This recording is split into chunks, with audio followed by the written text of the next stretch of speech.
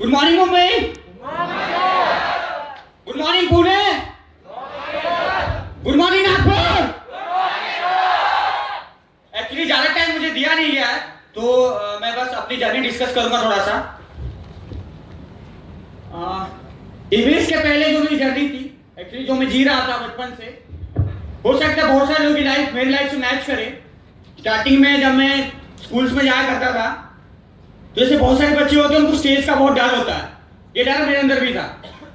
मैं क्लास में जाता था तो सबसे पहले जब क्लास में घुसता था तो सबसे पहले ये देखता था कि पीछे की सीट खाली है या नहीं है, और पीछे की सीट पे जाके क्या करता था, बैठ जाता था। उसके बाद मैं ये सोचता था कि अगर मैं पीछे बैठ गया हूं तो टीचर मुझे देख तो सकते हैं, क्योंकि टीचर तो खड़े और हम लोग बैठे हुए हैं। तो फिर ये मेरा टारगेट होता था कि ऐसे किसी दो लोग के पीछे बैठूं जहां से टीचर मुझे देख ना पाए। मैं भी हो सकता है बहुत सारे लोगों को मैच कर जाए, मेरे साथ तो ये प्रॉब्लम था। और इसी लाइफ के साथ मतलब रोज जीता था, रोज कॉलेज जाता था, बस यही सोचता था कि आज के दिन बस मुझे टीचर उठाना दे, और बस यही प्लानिंग करके जाता था कि ऐसा कुछ करूं कि टीचर मुझे कभी उठाए ना और ना मुझसे कोई क्वेश्चन पूछे। इसलिए हमेशा मैं एक बैक बेंचर रहा। हमेशा जब भी कुछ होता था कॉलेज में या फिर क्लासेस में होते कि हमें कुछ डिबेट वगैरह होता है या फिर कुछ टॉपिक पे सामने जाके बोलना होता है, तो मैं सबसे बचता था। एक बार कॉलेज में स्कूल में ऐसे हो कि कुछ ड्रामा वगैरह था, वो प्ले करना था, उसमें मेरा एक रोल था। तो मुझे तो पता था कि मुझे जाना नहीं है, क्योंकि मैं पहले डरा रहता था। और डर किस बात का, मुझे जेंडर एक होता है मेल फीमेल, मुझे मेल से कोई डर नहीं था क्योंकि मैं ऑलरेडी मेल हूं।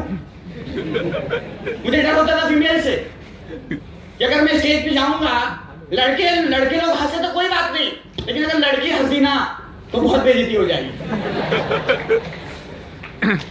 ये डर रहता था हमेशा से, और ये डर के साथ मैं अपनी जिंदगी जी रहा था। उस डर के साथ 8th पास किया, government schooling from CBSE board. 8 pass 8 9 10th भी कंप्लीट किया उसी डर के साथ। और 10th के साथ साथ 12th जब किया तो 12th में भी सेम वही चीज था। हर दिन स्कूल जाता था, यही सोचता था कि कैसे भी करके पीछे बैठूं और भगवान ऐसा कोई दिन ना दिखाए जिससे मुझे स्टेज पर आना पड़े। कोई डिबेट ना हो कॉलेज में या फिर क्लास में, या फिर कोई असाइनमेंट वगैरह होता है तो टीचर्स बोल देते हैं ना कि इस बार का असाइनमेंट और आपको 10 मार्क्स इसलिए मिलेंगे जब आप स्टेज पे आओगे, आपको एक टॉपिक पे आके सामने बोलना है, तभी जाके 10 मार्क्स मिलेंगे। मैं सोचा था 10 मार्क्स तो गए, पहली सोचा 10 मार्क्स तो गए, वो मिलने वाले हैं नहीं, क्योंकि मैं स्टेज पे आने वाला नहीं हुआ। मेरे साथ में 10th 12th भी कंप्लीट कर चुका था मैं, और इसी डर के साथ जी रहा था अपनी जिंदगी। 10th 12th भी कंप्लीट हो गई, कभी स्टेज पर नहीं आया, लेकिन हमेशा से एक अंदर कहते हैं ना कि कुछ लोग बोल रहे थे बर्निंग डिजायर, हमेशा से बर्निंग डिजायर रहता था अंदर में कि कब मुझे कोई ऐसा प्लेटफॉर्म मिले जहां से मैं अपने को प्रूव करके दिखाऊं कि मैं क्या चीज हूं। स्कूल्स में बहुत बार ऐसा हो कि एक बार एक्चुअली, और आपको पता है कॉलेज में असेंबली वगैरह भी होती है जहां पे प्रेयर्स होते हैं, नेशनल एंथम होता है, तो वहां भी जाता था तो सबसे पहले पीछे जाके लगता था, सामने नहीं पीछे। क्यों? अगर सामने रहेंगे तो टीचर ने बुला लिया स्टेज पे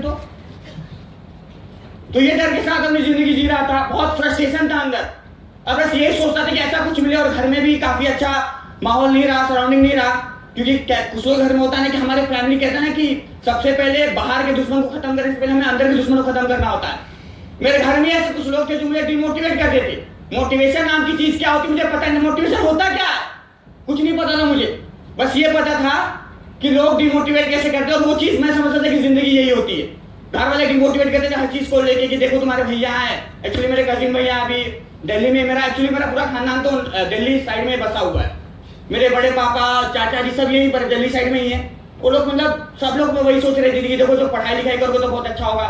उन्होंने ICSE बोर्ड से पढ़ाई की, 10th में 96% स्कोर किया। तो मेरे घर वालों ने, घर में मेरी दीदी है, 3 सिस्टर्स हैं, तो उन्होंने मुझे बोलना स्टार्ट कर दिया कि देखो तो उसको तो 96% आ गए, अब तुम्हारी बारी है। तो थोड़ा प्रेशर तो पहले से बना हुआ था और थोड़ा घर वालों ने ले लिया। और ये फ्रस्ट्रेशन, उसके पापा जी का फ्रस्ट्रेशन वो अलग से रहता था। कहते हैं कि हम कामयाब लाइफ में नहीं हो पाते, कहीं ना कहीं उसमें घर वालों का भी हाथ होता है। और ये सी रियलिटी है, घर वालों का कंट्रीब्यूशन होता है जो हम लोग सक्सेस, जो हमको वो लोग डिमोटिवेट कर देते कहीं ना कहीं बोल के कि तुम ये नहीं कर पाओगे, तुमसे नहीं हो पाएगा, या फिर उसको देखो, क्रिटिसाइज करने वाली चीज। और मैंने आज तक कभी रियलिटी में बोलता, आज तक मैंने कभी किसी को चीज भूली नहीं थी कि मैं क्या सोचता था, मैं क्या फील करता था। एक कहते हैं कि इंसान को अगर गुस्सा आता है और वो उसको शब्दों में बयान कर देता है तो गुस्सा खत्म हो जाता है। लेकिन मेरे पास तो कोई शख्स मिला ही नहीं जिसको मैं अपने गुस्सा या फिर मैं अपना जो सोचता था मैं किसको बता पाऊं। ईबीएस का प्लान कैसे मिला? एक मेरे फ्रेंड है यहाँ पर आए हुए हैं संदीप जी, जिन्होंने मुझे ईबीएस का प्रेजेंटेशन दिखाया। टाइम ज्यादा नहीं है, इसलिए उन्होंने मुझे ईबीएस का प्रेजेंटेशन दिखाया और उन्होंने मुझसे कहा कि प्रेजेंटेशन दिखाने के लिए एक सर हैं जो कानपुर से आ रहे हैं। तो मैं ये सोच रहा था कि कानपुर से मतलब आ रहे हैं और ऐसे कौन से पर्सनालिटी, और हाइट तो बहुत अच्छी बनाई थी उन्होंने, तो मैं थोड़ा सा काफी परेशान था, डरा हुआ था। सर आए, सर बैठे, सर मेरे से एज में बहुत छोटे लग रहे थे। कुछ लोग होता है, कुछ लोग एटीट्यूड और ईगो, क्या कहते हैं कि ईगो किल्स, ईगो और एटीट्यूड इंसान को खत्म कर देती है।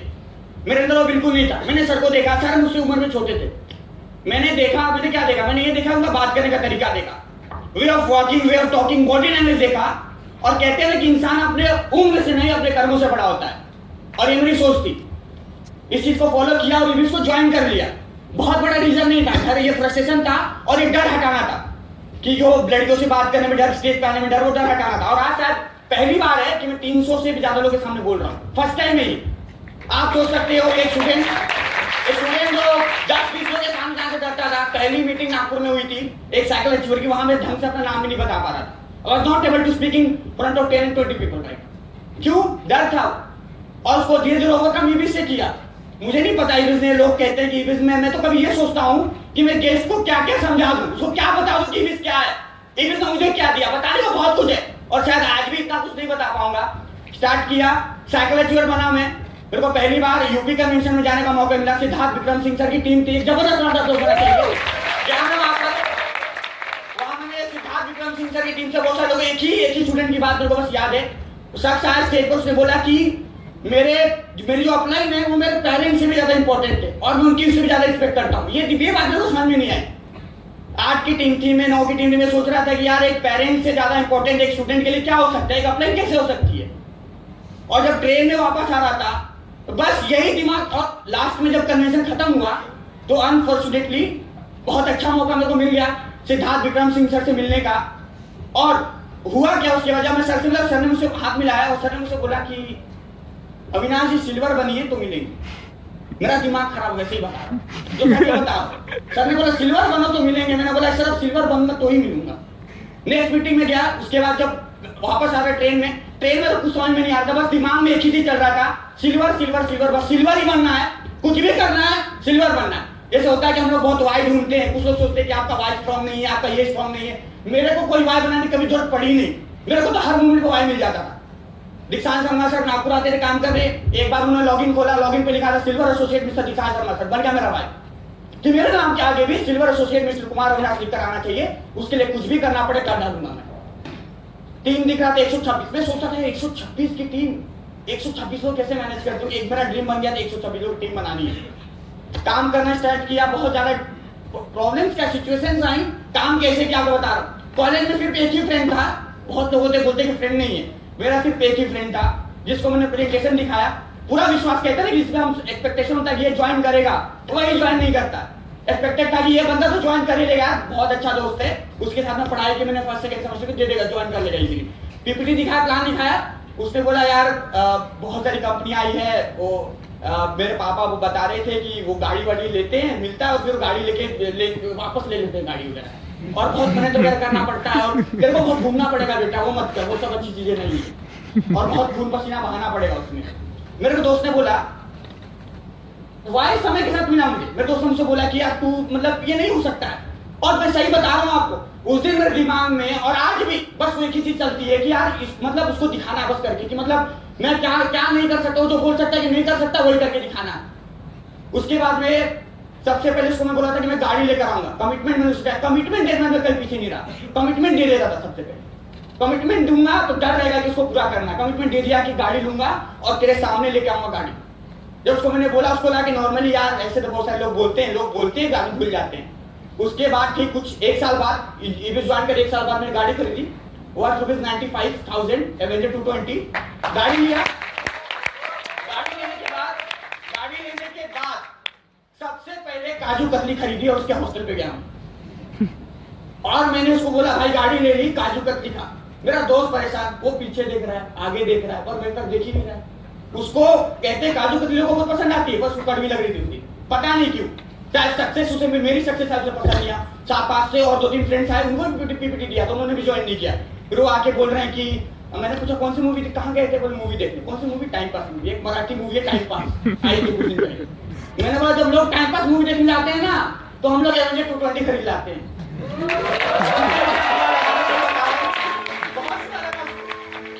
बहुत बुरा लगा उसको, बहुत बुरा लगा उसको। और आज भी जब मैं और मेरे फ्रेंड प्रणव जी कॉलेज में जाते हैं ना, तो लोग परेशान हो जाते हैं। मेरे फ्रेंड तो हमसे नजरें नहीं मिलाते, मेरे को देख के भी अनदेखा कर देते हैं, पता नहीं क्यों। और स्टार्टिंग से काम इस चीज के लिए किया। और वाई तो ऐसी पहला वाई बनाया था जब मैंने मैसेज फॉरवर्ड किया था। हम लोग एक मैसेज फॉरवर्ड करना होता है, my immediate upline list, my silver upline list. मैंने भी मैसेज फॉरवर्ड किया था ऐसे ही। और छोटा सा why, my immediate upline Sandeep sir लिखा था। मैं ये सोचने लग गया था कि ये इमीडिएट अपलाइन की जगह मेरा नाम कब आएगा, कब आएगा। इमीडिएट अपलाइन का नाम आया, फिर सोचा इमीडिएट तो हो गया, माय साइकोलॉजी अपलाइन मेरा नाम कब आएगा, फिर साइकोलॉजी अपलाइन में नाम आया। फिर नेक्स्ट आर्टिकल रहा कि माय सिल्वर अपलाइन मेरा नाम कब आएगा, सिल्वर में आया। फिर बोला गोल्ड में, हमसे गोल्ड में आया, अब डायमंड में आया। अब मैसेज के बाहर जाऊं तो बहुत बड़ा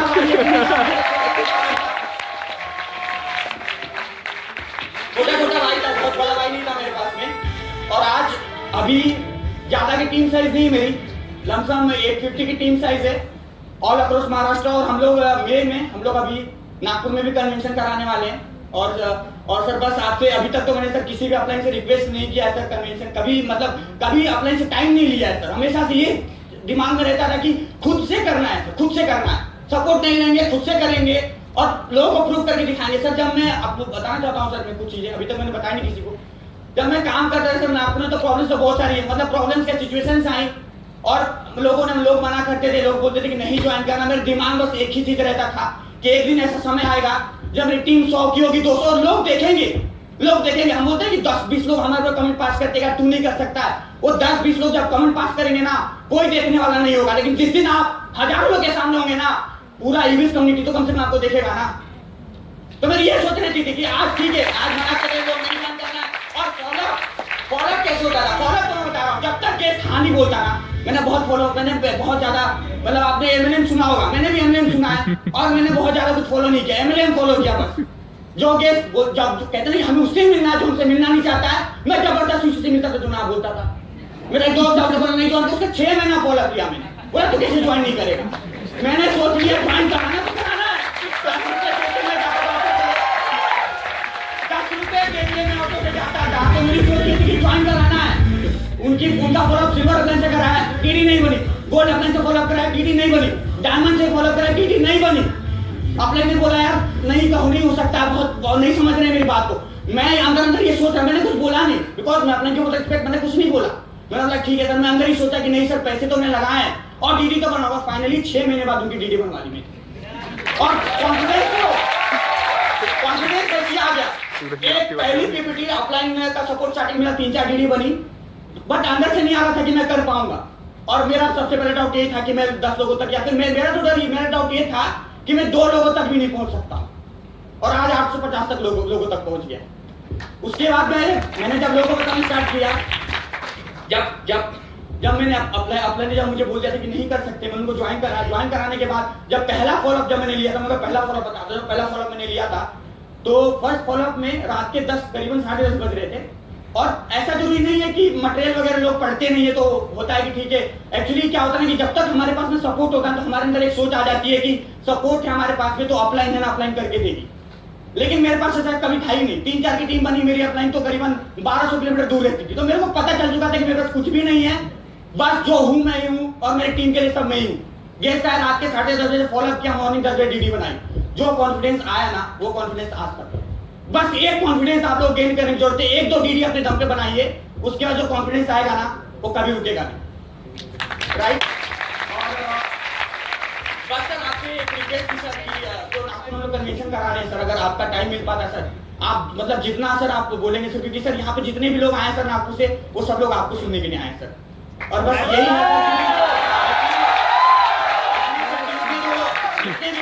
जब ये कन्वेंशन का पता चला कि हमें लेकर जाना है एसोसिएट को, तो करीबन एक एसोसिएट का 20-20 बार कॉल आ रहा था मेरे पास कि सर हमें पास चाहिए, और पास था नहीं सर, हमें उदित सर को सुनना है सर।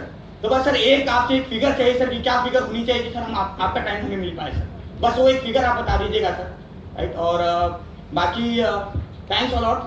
और ज्यादा कुछ बता नहीं पाऊंगा, अभी टाइम नहीं है। नागपुर कन्वेंशन में बहुत कुछ बातें करेंगे, right. Thanks a lot, thanks Nagpur, thanks Mumbai, thanks Nagpur.